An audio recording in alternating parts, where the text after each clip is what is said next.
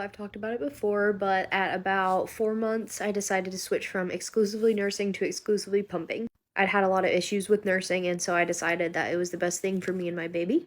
So we didn't go fully cold turkey. I started pumping during the day and still breastfeeding at night.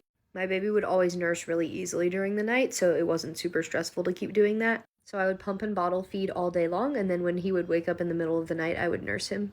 I also usually nursed him like right before I went to bed. It helped to keep doing that because it meant I didn't have to pump in the middle of the night, which can be kind of stressful because you have to wake up and get your parts and everything, and it's really easy to just nurse during the nighttime. So that helped with the transition as well, especially emotionally, because I was really emotional about not nursing anymore. So I still got to have that time during the night. But I hit a point where I was totally fine not nursing in the middle of the night anymore emotionally. I felt fine transitioning completely to bottle feeding. He also got rather inefficient at nursing just because the bottle is so much faster flow. So even if he was happy nursing in the middle of the night, he wasn't getting very much anyways. So we switched to giving him a bottle in the middle of the night when he woke up. But I did not start pumping in the middle of the night. I continued sleeping through the night. My husband would get up and give him a bottle because my husband's amazing. The other thing that really helped me is having the gear to make pumping easier. For example, I have elastic nipples, so I got pumping pals, made pumping less painful because at the beginning, pumping was a lot more painful than nursing for me, so I kind of had to get used to that.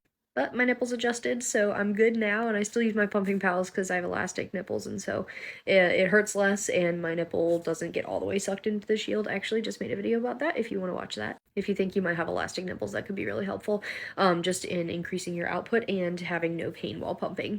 Because let's face it, when it hurts to pump, you don't want to pump. So you don't end up pumping as much as you need to. The other thing that helped was having a lot of sets of pump parts so I didn't have to wash them in between every single time. I always had a clean set of pump parts to work with, so it's not like it was like super emotionally exhausting having to wash things all the time. The only other thing was I just got in the routine of bringing milk and bottles and my pump with me every time I left the house.